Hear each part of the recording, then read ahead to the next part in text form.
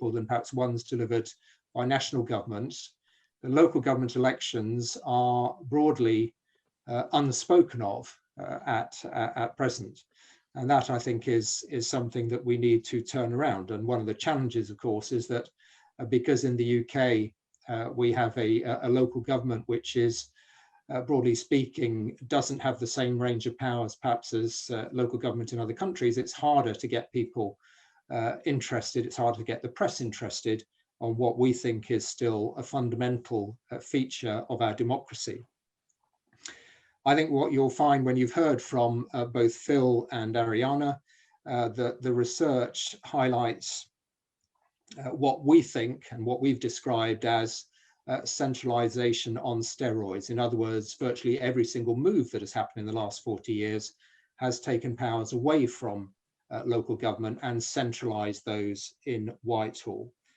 So on our panel today, I'm very pleased that we have Phil Starr, who is a founder member of Unlock Democracy and also an experienced ex-councillor, and he's been the driving force behind commissioning this research, and also Ariana Giovannini, who is the Deputy Director of the Local Governance Research Centre at Montfort University, and she led the team of her, Neil Barnett and Stephen Griggs, the team who put together this research, which, as I said a few moments ago, we think is the most comprehensive study that there has been of local government in recent years.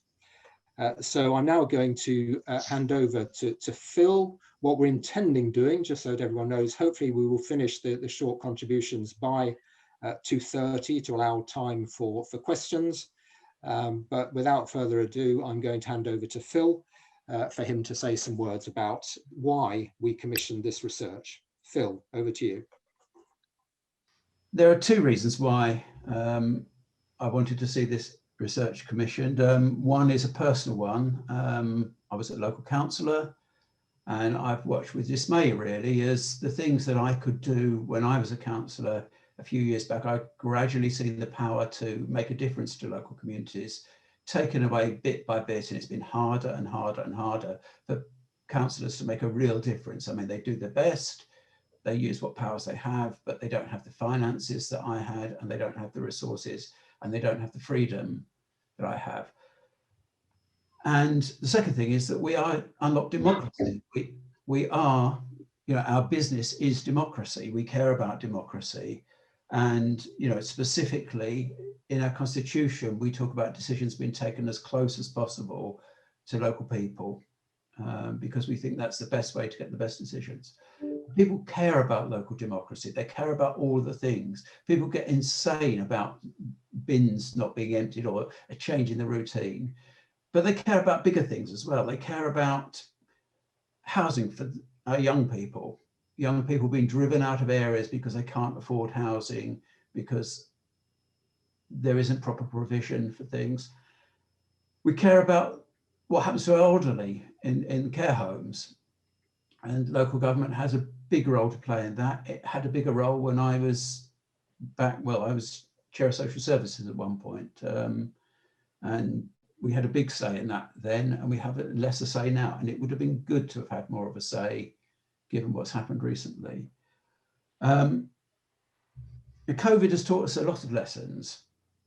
We've looked, and the centrally delivered services have not performed well by and large, with the exception of the research that was taking place in universities, not by greedy capitalists. But apart from that, PPE, the procurement was really bad, and we had local firms who could have made kit for us, who were sitting there twiddling their thumbs at the same time as there were aircraft sitting in Turkey with a lot of substandard gear. Track and trace, for all of the money we've poured into that, that has made no difference to the spread of disease. Obviously, we've identified things, it's not been a complete waste of time, but nothing like the return we should have got. And you just think, had we used local structures, then we would have done better. Fewer people would have been ill, fewer people would have died, there'd have been less chance of new variants arising in the community. And the trouble was that COVID hit at a time when we'd run down local resilience, that most councils were running deficits, they didn't have the reserves, people had been moved out of jobs, that they didn't have complete control over contracts being placed and things like this. So we weren't in a good position. We are, as the report shows, one of the most centralized states in Europe. We 31st out of 39, and we're right at one end of that continuum in terms of the powers that local government has. We commissioned this report and we knew that it was going to be a tale of centralisation. We knew that powers had steadily been removed. We noticed each one as it happened. We knew that control was gradually being asserted from the centre on the freedom the local government had to spend money and to divert resources and to steer local initiatives. The report showed that. It's a completely independent and honest report. We didn't interfere in the collection of the information. We wanted it to be independent. We didn't want to come in, well, we weren't worried about what so-called experts said. We wanted that expertise to inform our debates. And what we weren't expecting was just the total mess that has happened in legislative terms, that as each government comes in with an initiative, it makes changes to legislation. It's a piecemeal thing. It's never approached it as a whole. And there are little bits of legislation that still exist, that are contradictory, that people have a real problem with. For example, the local authority has responsibility for providing school places, but it's banned by law from directly providing school places. And it's a bit like, I don't know if anybody's watched Gogglebox. You know, you're responsible for school places, but you're not responsible for school places. You're responsible for care for the elderly, but you can't care for the elderly. You're responsible for planning, but planning can be overridden. And all the way through, there's this conflict, and it's really tough for the public to know exactly where responsibility lies. And if you want democracy to work, you've got to know where responsibility lies. We've got elections coming up on the 6th of May. There is the question of how much difference it will make. And that's a question both, will it make a difference? But then what differences can local government make? What can we hold them responsible for? And what should we go to central government for? So we have a problem there. Will it make a difference? Well, one of the things that's happened is because of centralisation, there's the common reason given for this is, oh, we don't want a postcode lottery. But I think local communities have a right to be different if they choose to be different. I think if the local electorate vote for something, some difference that they want to make happen, then that should happen. And that's where we get innovation from. That's where we get good practice that's shared around. And I'd like to give one example of that from my own experience. I moved into politics, not because I was politically committed to one particular party, but because I cared about a few local issues. In my case, it was playgrounds. It was 1970s, I'm quite an old person, and adventure playgrounds were a big thing. And one summer, we went in and we took over a piece of waste ground. We cleared the waste ground and together with a group of local parents, we set up an adventure playground. And while we were doing this, there was another group doing I was in Reading at the time, there was another group at the far end of Reading doing exactly the same thing in a local park. We expected the local council to not be very pleased with what we did, but in fact, they gave us money, they gave us support, they gave us advice, they sorted out our public liability insurance, they helped us make it happen. And a few years later, they bought the piece of land concerned and they put a permanent playground on there. At the other end of town, one of the leading lights was somebody called Martin Salter. And he became a local councillor. He then became deputy leader of the party. And when they were voted in and they took over control of the council, the first thing they did was they built playgrounds all around Reading. They properly equipped, safe adventure playgrounds, and they ran play schemes and everything. Reading was one of the first places to get the sort of modern adventure playgrounds put in there. And over the subsequent years, we had visits from other councils, came round, examined what we were doing. And if you have a well-equipped playground, it may well be that somebody somewhere came to Reading, saw what we'd done and copied that initiative. And that's right. If people vote for a party who says they're going to put playgrounds and improve them, that's what should happen locally. It shouldn't be constrained by funding cuts. It shouldn't be constrained by being told by central government that this is not your responsibility. And councils should be empowered to spend money wisely. So what do we want out of this study? Well, our main aim is to start a conversation about this. Ultimately, we want some sort of Beveridge report with a set of proposals for a coherent approach to changing local government. And like the Beveridge report, which had a wide measure of consensus and set up the welfare state, the National Health Service and so on, we need this to be a consensual process. We need all of the main parties, all of the minor parties come to that, to contribute to the discussion, to make suggestions, and then to be signed up to actually enacting this. We need to stop the erosion of powers. I think that there's a big problem. We all think we know best. I think I know best, and I'm sure all of you think that I'm wrong and that I don't know best, and you may be right. But if you ask a government minister who is the best person to make a decision, who is the best person to exert power, they would normally nominate themselves. And if you ask civil servants in Whitehall, they will say that the power should lie with them. It's a tendency we all have. We're all centralising people. But what we have to have is we have to have a constitutional settlement, which clearly says this is the responsibility of local government, that it can't be eroded. So we want to start this conversation. We want to involve everybody in it. We're not party political. And we want a clear definition of powers and responsibilities. We want protection in there. We want proper funding, because obviously there's no point giving people powers to do things if you don't fund things and don't make things available. We're going to go ahead with that conversation. We hope everybody will join in. We will keep asking them to join in, but we will go on with the conversation and forcing the conversation and involving the public in that conversation until the political parties engage with us. And then hopefully we will press forward and we will get our report and we'll get our studies and we'll get concrete proposals and legislation. And then ultimately that needs to be a consensus which has protection. And we're not specifying answers. We don't have oven-ready answers. The whole point is that it would be a democratic process. It will be a consultative process. It will be participative in nature.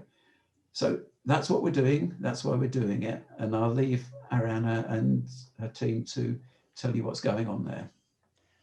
Thank you. So we're now going to have Arianna, who's going to cover the research. So can I just apologise to anyone who is arriving late in terms of having had some technical problems signing in. But the good news is that Arianna hasn't talked through the detail of the research yet, so you will still get to hear that. And can I also ask people, if you've got any questions already that you have thought of, please put them in the chat so that we can deal with them when we get to the Q&A section. So Arianna, over to you. Thanks very much, Tom, for the introduction, and also to Phil, and more widely to Unlock Democracy for having commissioned this report to the Local Governance Research Centre. And I feel the need to mention also my colleagues Neil Barnett and Steve Grigg, who are here in the audience, because although I am the person speaking today on behalf of the team, this was definitely a team's effort. So I'm just going to spend a few minutes talking you through the main points that have emerged from the report. Generally speaking, the aim of the report was really to try and provide a diagnosis of the key issues that have led to a steady erosion of local government autonomy over the past 40 years. So we know what the problems are. We've heard many times about austerity. We know that local government is underfunded. We know there is a problem of over-centralization, but we try to condense all of these things in one piece of research that really help us to understand what is the complexity of the picture and, above all, the huge scale of the challenge. This, of course, it was not an easy task. When we started to talk about the shape of the reform, we were thinking about the UK. And of course, the jigsaw of local government in the UK is so complex that it's almost impossible to reconstruct.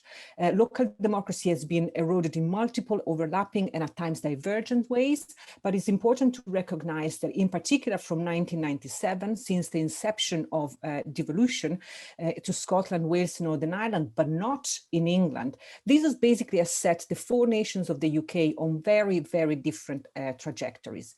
And so while local government is a devolved matter in Scotland, Wales, and Northern Ireland, it is not in England. And in England, local authorities remain under the tight grip of central control.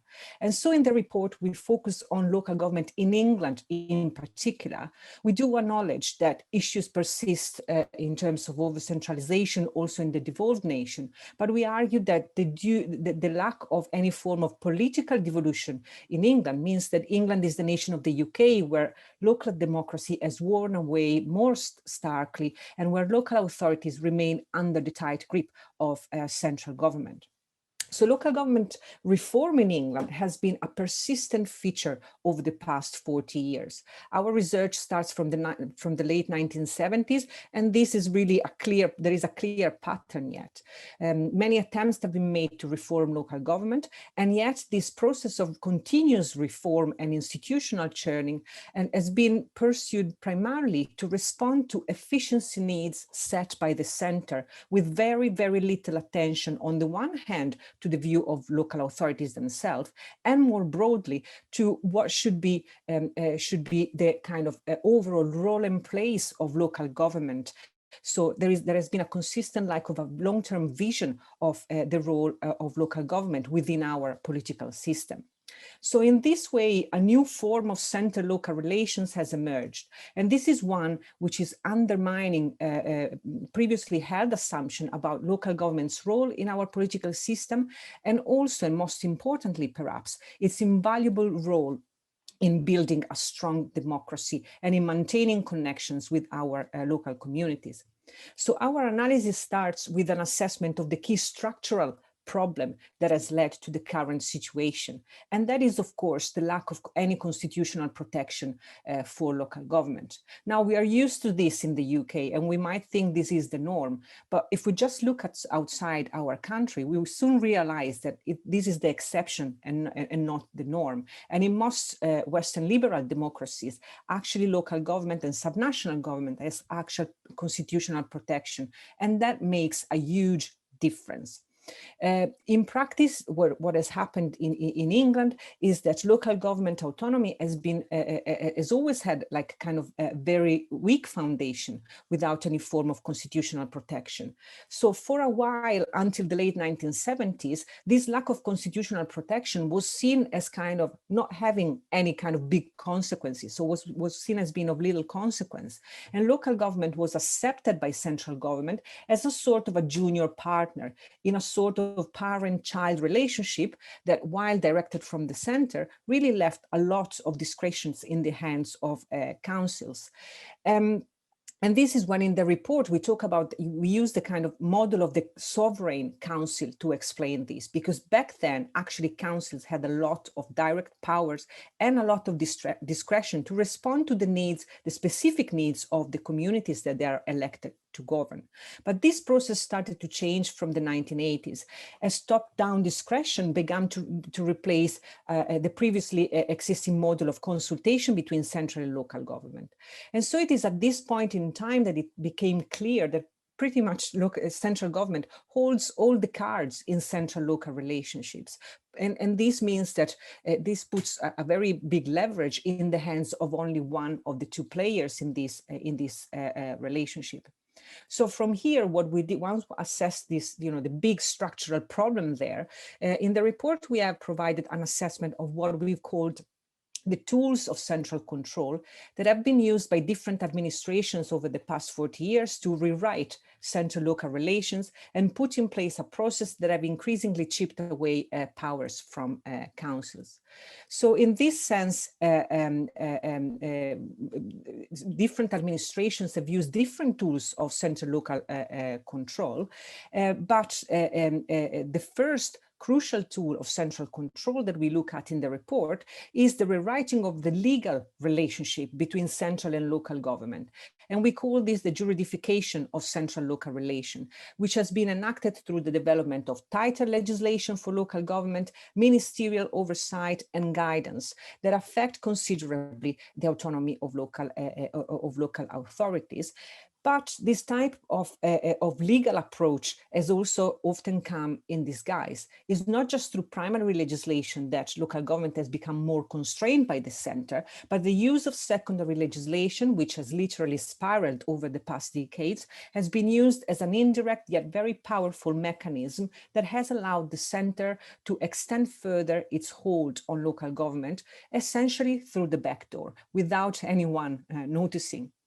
Meanwhile, local government has also been tied into some form of conditional localism. In recent years, the term localism has become very prominent. But how does it work? Well, actually, localism is very much based on a contractual kind of relationship between the center and local authorities, as it is clearly shown by the current development of devolution deals, which are essentially a contract between center and groups of local authorities. Then the second and key tool of central control over local government has, of course, been that of turning off the financial taps. Since the late 1970s, different administrations have used the tool of funding controls in different ways, but funding has not only substantially shrunk, but most of the grants that are available are actually ring-fenced and tied to prescriptions and criteria that are again set by the center. And the overall direction of travel has been very clear. The almost complete loss of financial autonomy for local government has actually led to a loss of overall autonomy for local authorities. And in recent years, of course, there have been attempts at reversing this trend. We know now that councils are able to raise and retain more income locally. And yet this has coincided again with severe financial constraints and centrally prescribed targets. And more discretion over funding has in turn exacerbated a postcode lottery in service delivery. So this incremental yet steady move away from local financial autonomy has eroded local democracy. And the patterns of development in local government funding has severely constrained local choice, undermined local political leadership, and created an increasingly unstable and unpredictable environment within which local government has to navigate now. The COVID-19 crisis has now even put an additional strain on an already fragile system of funding. And many local authorities were already on the brink of collapse after 10 years of austerity, and the lack of adequate support from the center during the COVID crisis is now leaving them with no choice but to cut further essential services for the communities they serve. And so now many councils may not even be able to survive the perfect storm that has been generated by the COVID-19 crisis. Then another crucial tool of central control has been enacted through the weakening of local authorities' role in service delivery, with disastrous and potentially very dangerous consequences for members of local communities who are at the receiving end of services. Until the late 1970s, local government enjoyed direct responsibility as a provider of a wide range of key services and was recognized as the principal local player with relative discretion and autonomy in this sense, but this trend has again radically changed over time. And councils have been stripped of many of their primary service delivery roles. At best, local authorities are now, we have found in the report, one among many providers, and they face increasing difficulties in maintaining strategic oversight on key services. So councils have at the same time faced financial pressures and the imposition of additional duties, which have kind of perpetuated the trend of outsourcing and alternative methods of delivery. And as a result, council now have responsibility without power in many crucial policy areas such as education, housing, or social care. And so changes these kind of changes have been complex and fast-paced. And the issue now is that our local authorities find themselves within a tangled web of management, delivery, fragmentation, lack of clear lines of accountability, and muddled structures. So this, of course, has a negative impact on the overall quality of local democracy. And council autonomy has also been undermined essentially by a lot of cuts and blows from the center that have affected the way in which essential services are now delivered to the detriment of local communities. Final point, democracy has also been squeezed out of the local level. Local government's representation and legitimacy has been reduced substantially over the past 4 decades. The size of councils has grown, but the number of councillors has fallen. And within councils themselves, the introduction of the executive or cabinet model was meant to improve accountability, but instead what we found it has arguably introduced a more managerial model, while also fostering the creation of 2 tribes of councillors with very different leverage over local affairs. And as a result, the influence of the average councillor has been reduced, and the role of the councillor has been increasingly managerialized and depoliticized. And councillors now also sit at the center of a maze of multiple accountabilities. They are under increasing pressure to develop different skills, capabilities, modes of oversight that are often difficult to juggle. And this has brought to the emergence of new accountability gaps that are leaving communities disempowered. And pushes towards outsourcing of services have also led to the creation of new tangled webs of accountability over service delivery, with local government being often bypassed by what we call the new magistracy of unelected bodies, while operating within an organizational and institutional arrangement with very fuzzy boundaries, again to the detriment of accountability. So overall, the picture that emerges from the analysis that we developed in the report is no doubt daunting. It shows that we have walked backwards into increasing centralization of our practices of politics, policymaking, and democracy. And yet, despite the finding being so daunting, we also acknowledge that local government continues to show incredible resilience, providing essential services to communities and using its capacity for innovation in the face of all the challenges that I have outlined so far, while still serving as the first point of democratic contact for citizens. So our research has emphasized the extent to which central constraints and over-centralization of power and resources have played against local government and local communities, with very negative impacts for us, the citizens, essentially. In the current context, there seems to be an assumption, there is a lot of debate about the concept of sovereignty, but there is also an assumption that sovereignty is something that belongs in Westminster. But actually, that is not necessarily true. In a healthy democracy, power should not reside in the hands of few at the center. Indeed, local councils provide the first point of contact between politics and people, and local government is and remains the backbone of our democracy. And that is why it must regain its sovereignty in its greater independence, financial autonomy, and constitutional protection. As Phil has emphasized, with local election coming up in a few weeks, it's important to make people aware of what's happening and create pressure to turn the tide of over-centralization and allow local democracy to flourish again from the bottom up. And I hope that the report helps to make this case quite clear. Thank you very much, Arianna. So a very good outline of what is contained in the research, and hopefully has given people an appetite for questions. We've certainly got a couple in the pipeline already, and I would like to encourage, I know there are a couple of journalists whose names I spotted, and there may be others, Jonathan Knott and Martin Ford. I hope they might be lining up with some questions, and if there are other journalists in the Zoom meeting or the Zoom chat, then please do chip in with your questions. But the first question we had, which I guess is probably partly a question for me and also a question for you, Arianna, and that is from Catherine Bearder. Given that local government is one of the main routes into politics for many women, have you found that the current mess and lack of ability to achieve meaningful work locally is putting women off staying in politics or joining politics? What I would just say before, perhaps if there's academic material that confirms that one way or another, I would just say that clearly there are other factors at play as well, in terms of and certainly reported to me by local councillors in the area that I live, around increasing concerns about people's safety following social media activity. One of my local councillors here was invited into the boxing ring by someone who was objecting to some of the cycling measures they were introducing. So that sort of coarsening of the debate affects people across the board, women and men.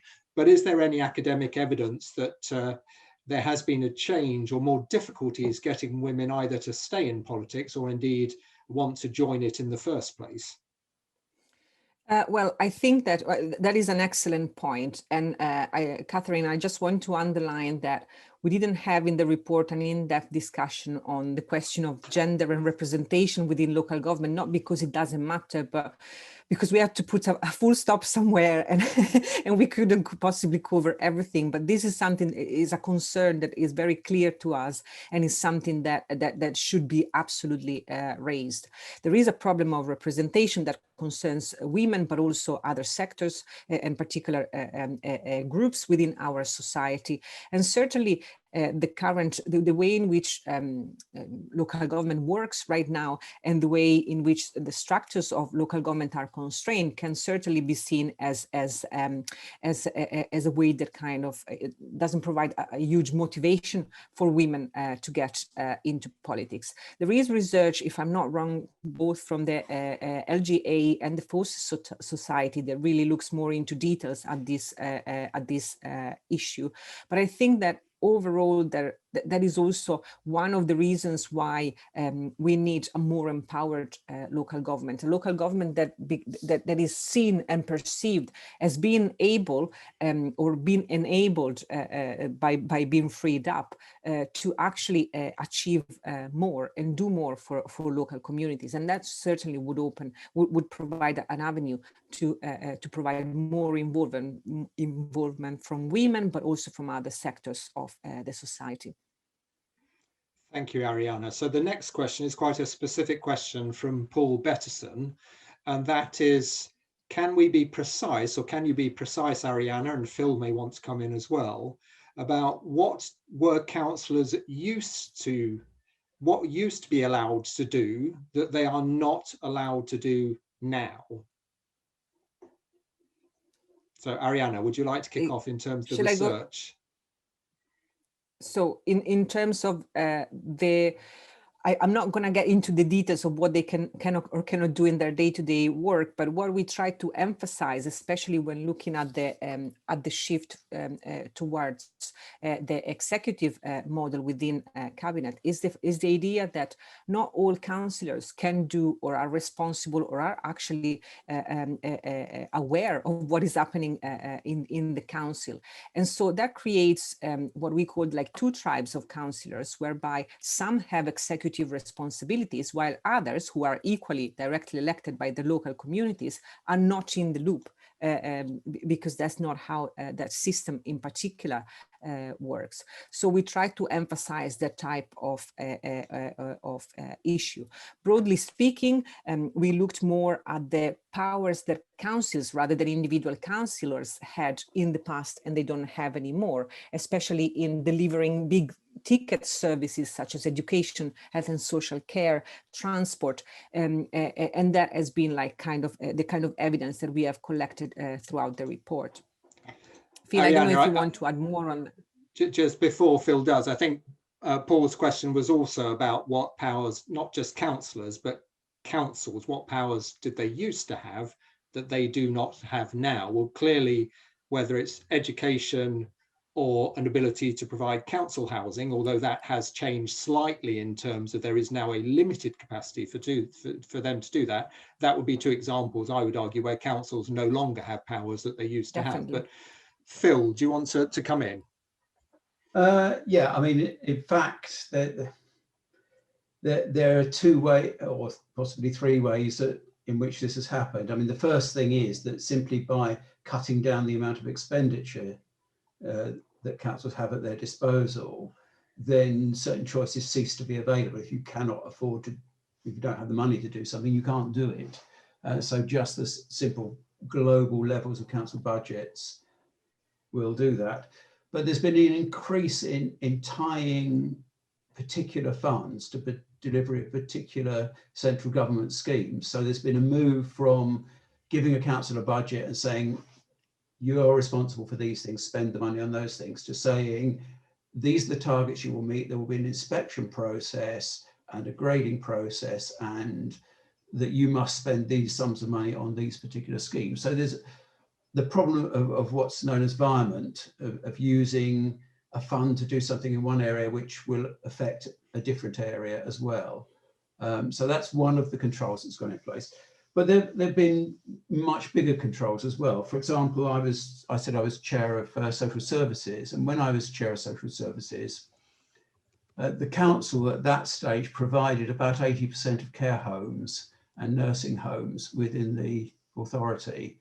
And there was legislation from the government at the time which said that we were allowed to provide no more than 20%.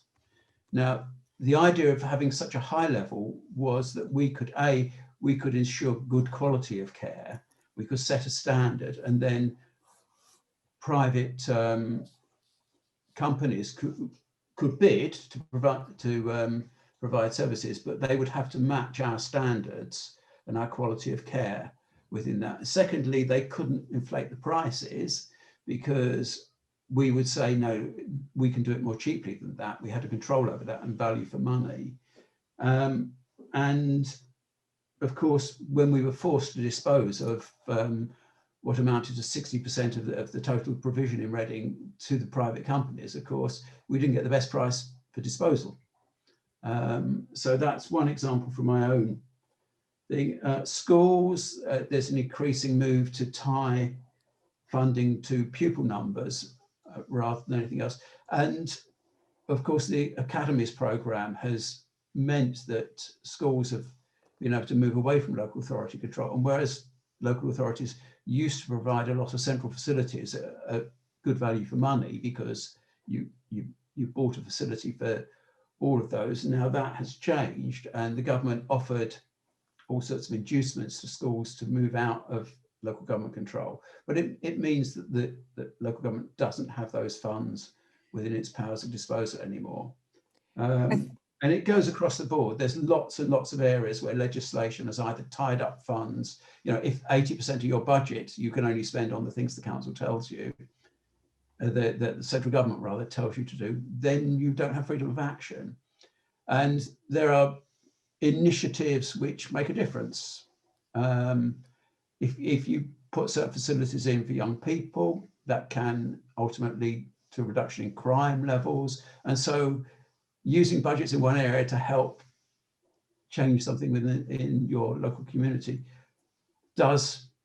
it can be very cost effective. If you have very strict pots of money, then you can't do those initiatives. So it's a really complex picture. There isn't a simple answer. We could go on for a long time. Yes. If you read the report, there are lots of examples in the report, but it's something that gives you a feel for certainly my experience. I think if I can add a final point on this, I think that the point on finances is very important because as Phil is saying, we could spend an hour just talking about how things have changed, but essentially has the funding for local government has shrunk to an extent that council actually do not have a choice over what they can do. They have to stick primarily to their statutory responsibilities, and even then, in some cases, they might not have enough funding to deliver those either. And so that very much limits what councils can do. If you don't have the funding, you might know what is needed in your community, but you simply can't do it because you don't have the means.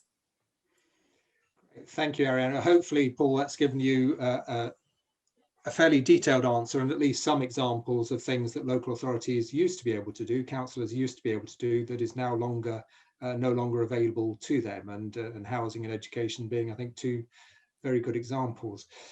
I think Jonathan Knott would like to come in now. So Jonathan, if you would like to, please unmute yourself and come in.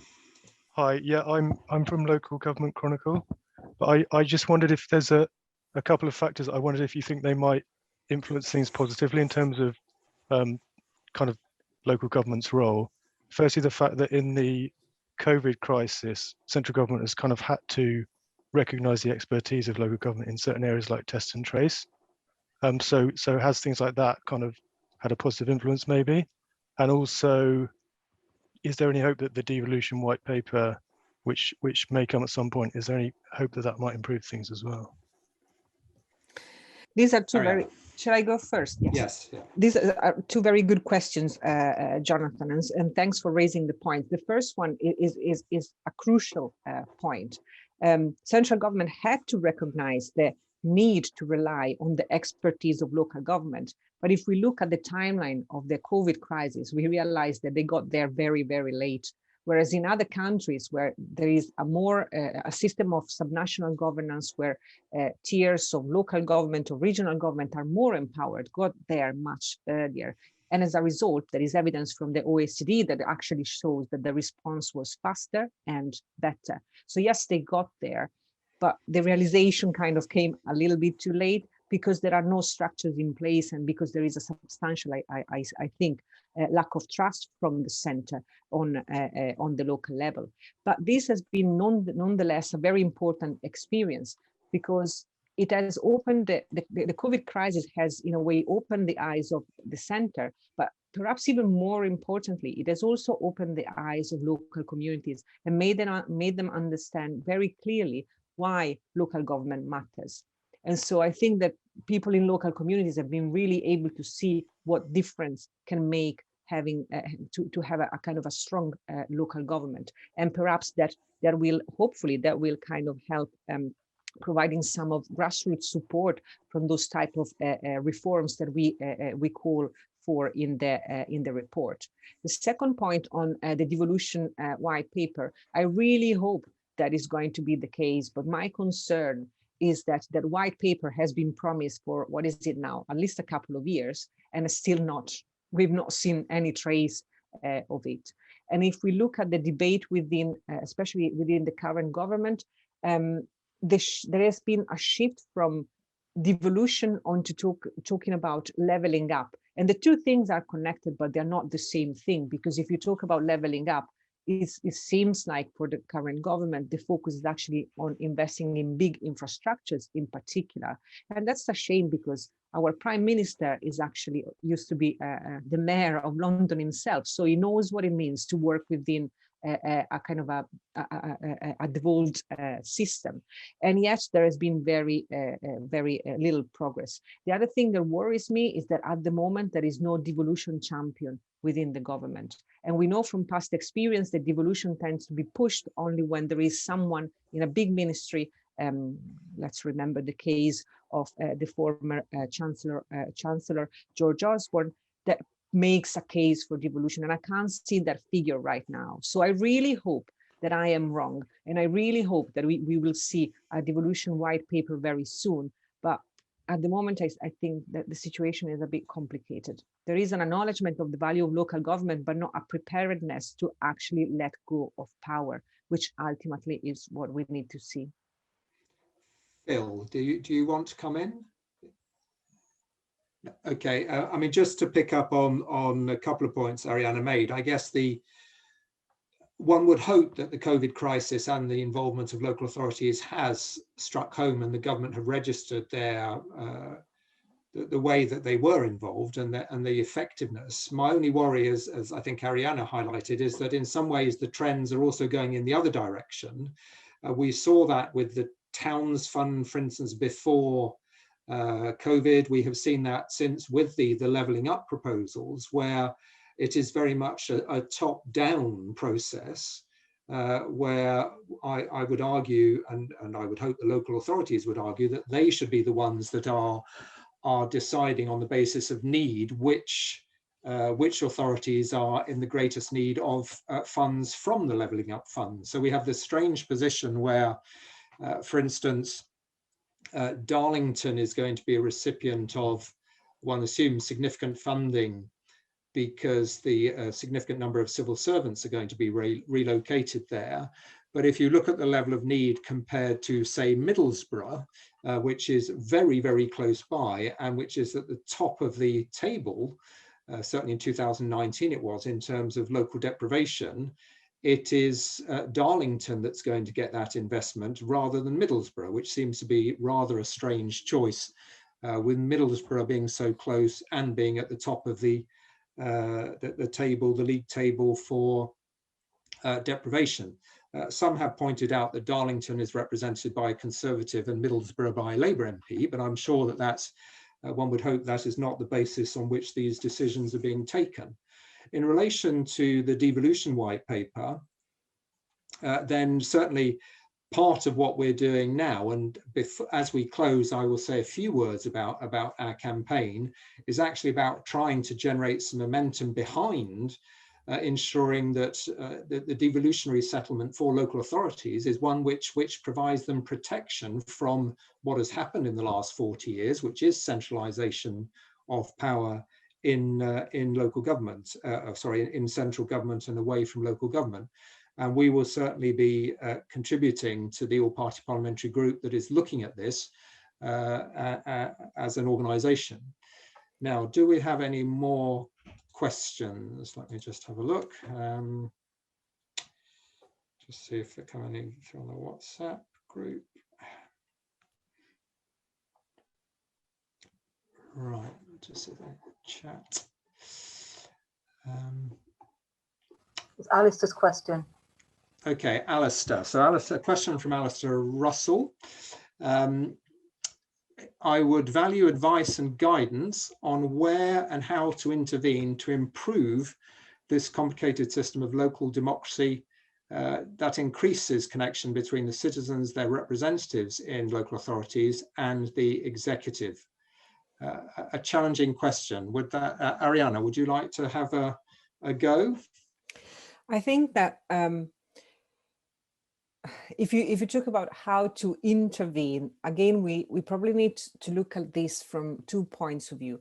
There is a need to change the structures, and that requires intervening and improving the constitutional status of local government. That is essential. You need to give local government autonomy if you want to see the system being able to respond to the needs of local communities. On the other hand, perhaps there is also a need within England, especially if we focus on England, to look at what has happened in other parts of the UK, when a process of devolution was set in motion. That was not something that came out of nowhere. Actually, the first time around when devolution was tried to be imposed on Scotland and Wales in 1979, it didn't work. People voted against it. So what I'm trying to say here is that for these big changes to happen, there is also a need to create some kind of grassroots support for them, and pressure from the grassroots on the center to make things happen.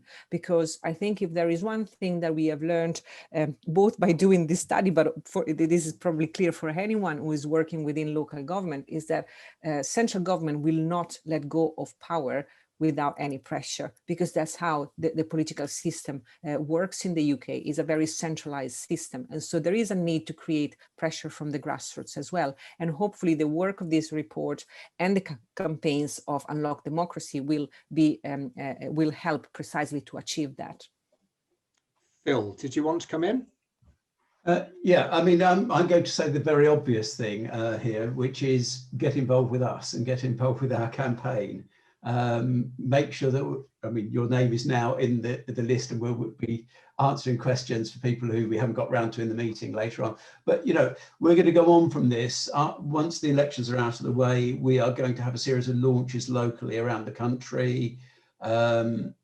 Wherever we can get a sort of toe in the door, really, we will hold a meeting like this one locally. Hopefully later on in the year will be possible to have meetings sort of face to face with people, and we'll be going around.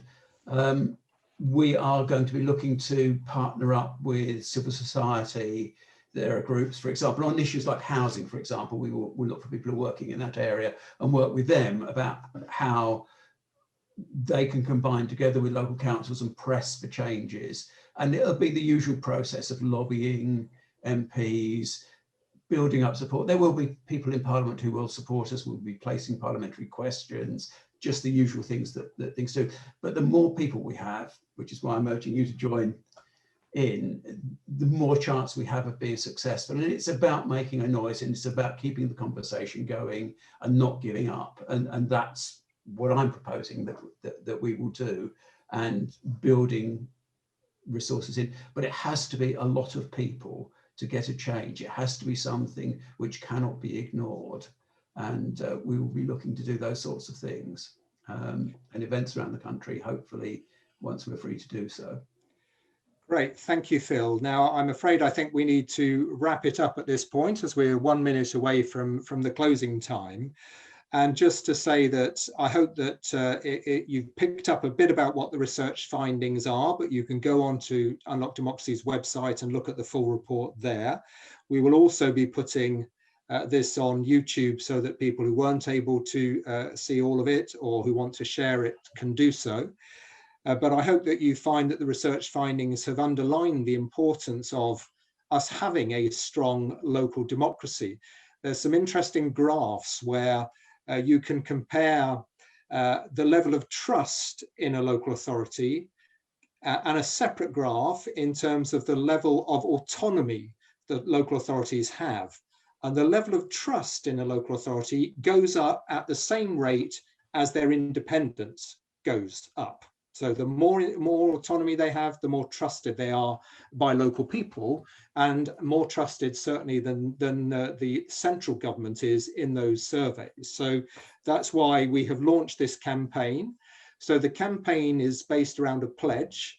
It's a pledge we think that all political parties and candidates from political parties, and indeed candidates who are not aligned to any of the political parties who are standing on May the 6th can support, because what it says is that it would commit them to work to turn the tide on this centralisation, to support greater independence for local councils, more financial autonomy for local councils, and the idea of an inquiry to look at this relationship between local government and national government, really to lock in powers for local authorities. That, I think, is an agenda which everyone can support, and I hope that everyone who is getting elected would want that as part of their platform.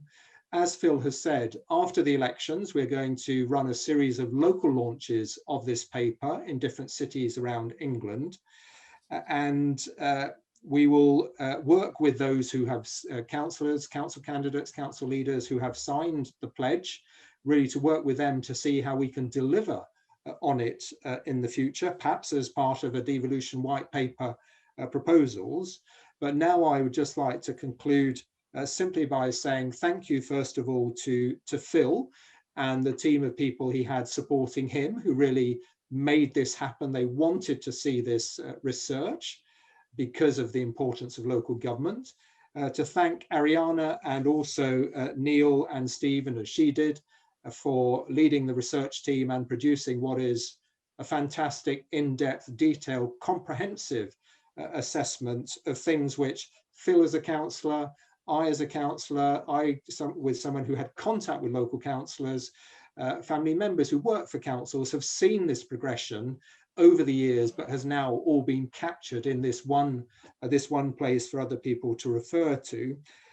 Sean and Grace, who've been keeping people logged in, hopefully, and sharing the questions. through WhatsApp. And finally, to the Joseph Rowntree Reform Trust, who I must mention for funding the research work. So on that, I would like to thank you, all of you, for joining us this afternoon. As I said, the report's on the website. This webinar will be on YouTube soon, so you can catch up on it there. But thank you very much for joining us, and enjoy the rest of your Friday and the rest of and the coming weekend. Thank you.